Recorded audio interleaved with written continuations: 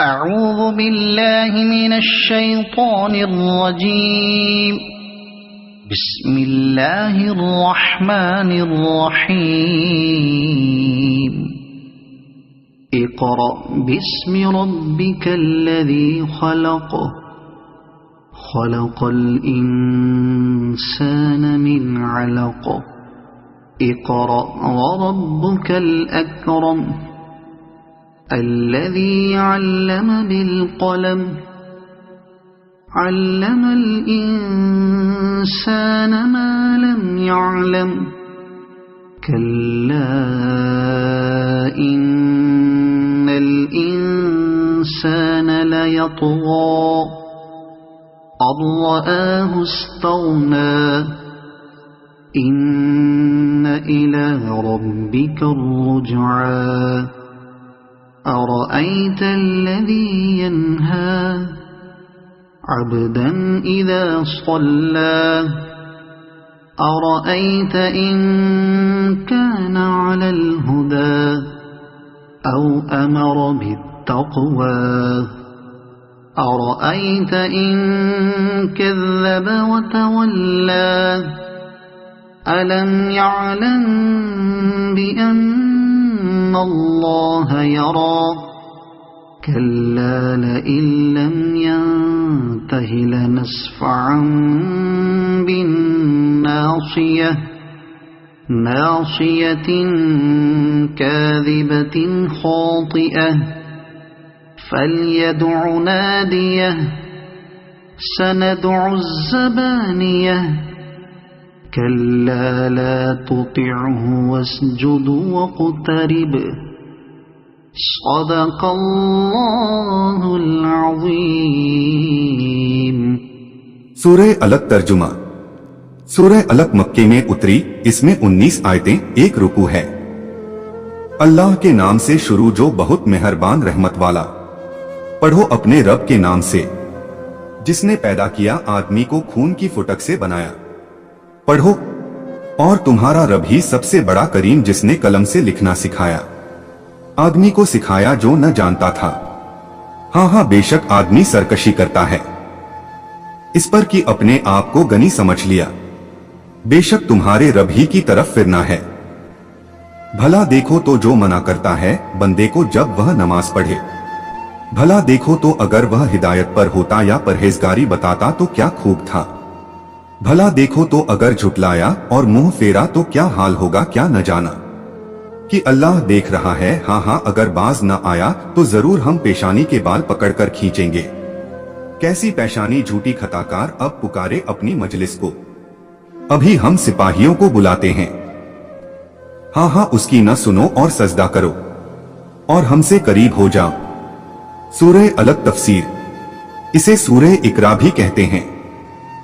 یہ سورت مکی ہے. اس میں 1 رکوع، 19 آیتیں، 92 کلمے، 280 اکشر ہیں. اکثر مفسروں کے نزدیک یہ سورہ سب سے پہلے اتری اور اس کی پہلی 5 آیتیں مالم یعلم تک غار ہرا میں اتری. فرشتے نے آ کر حضرت سید عالم صلی اللہ علیہ وسلم سے عرض کیا اقرا یعنی پڑھیے. فرمایا ہم پڑھے نہیں ہیں. اس نے سینے سے لگا کر بہت زور سے دبایا، پھر چھوڑ کر کہا پڑھیے. پھر آپ نے وہی جواب دیا. 3 بار ایسا ہی ہوا. پھر اس کے ساتھ ساتھ آپ نے مالم یعلم تک پڑھا. یعنی پڑھنے کی شروعات ادب کے طور پر اللہ کے نام سے ہو.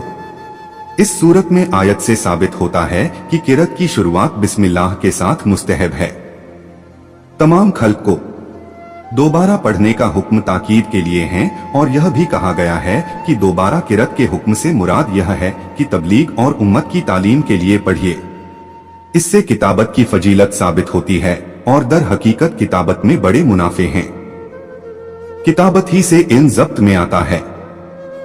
گزرے ہوئے لوگوں کی خبریں اور ان کے حالات اور ان کے کلام محفوظ رہتے ہیں. کتابت نہ ہوتی تو دنیا کے کام قائم نہ رہ سکتے.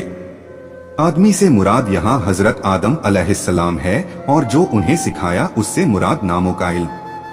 اور ایک قول یہ ہے کہ انسان سے مراد یہاں سید عالم صلی اللہ علیہ وسلم ہیں کہ آپ کو اللہ تعالیٰ نے تمام چیزوں کی جانکاریاں عطا کی. یعنی غفلت کا کارن دنیا کی محبت اور مال پر گھمنڈ ہے. ये आयतें अबू जहल के हक में उतरी। उसको कुछ माल हाथ आ गया था तो उसने लिबास और सवारी और खाने पीने में तकल्लुफात शुरू किए और उसका घमंड बहुत बढ़ गया। यानी इंसान को यह बात पेशे नजर रखनी चाहिए और समझना चाहिए कि उसे अल्लाह की तरफ पलटना है तो सरकशी और बगावत और घमंड का अंजाम अजाब होगा। यह आयत भी अबू जहल के हक में उतरी। उसने नबी करीम सल्लल्लाहु अलैहि वसल्लम को नमाज पढ़ने से मना किया था और लोगों से कहा था कि अगर मैं उन्हें ऐसा करता देखूंगा तो माजल्लाह गर्दन पांव से कुचल डालूंगा और चेहरा खाक में मिला दूंगा। फिर वह उसी गलत इरादे से हुजूर के नमाज पढ़ते में आया और हुजूर के करीब पहुंचकर उल्टे पांव पीछे भागा, हाथ आगे बढ़ाए हुए जैसे कोई मुसीबत को रोकने के लिए हाथ बढ़ाता है। चेहरे का रंग उड़ गया, शरीर कांपने लगा। लोगों ने कहा, क्या हाल है? कहने लगा, मेरे और मोहम्मद के बीच एक खाई है जिसमें आग भरी हुई है और दहशतनाक पक्षी पंख फैलाए हुए हैं। सैयद आलम सल्लल्लाहु अलैहि वसल्लम ने फरमाया, अगर वह मेरे करीब आता तो फरिश्ते उसका अंग अंग अलग कर डालते। नबी करीम सल्लल्लाहु अलैहि वसल्लम को ईमान लाने से अबू जहल ने उसके कर्म को इसलिए जजा देगा। सैयद आलम सल्लल्लाहु अलैहि वसल्लम की ईजा और आपको झुटलाने से और उसको जहन्नम में डालेंगे। जब अबू जहल ने नबी करीम सल्लल्लाहु अलैहि वसल्लम को नमाज से मना किया तो हुजूर ने उसे सख्ती से झिड़क दिया। इस पर उसने कहा कि आप मुझे झिड़कते हैं, खुदा की कसम मैं आपके मुकाबिल नौजवान सवारों और पैदलों से इस जंगल को भर दूंगा। आप जानते हैं कि मक्के में मुझसे ज्यादा बड़े जग थे और मजलिस वाला कोई नहीं है, यानी अजाब के फरिश्तों को। हदीस शरीफ में है कि अगर वह अपनी मजलिस को बुलाता तो फरिश्ते उसको खुल्लम खुल्ला गिरफ्तार करते, यानी नमाज पढ़ते रहो।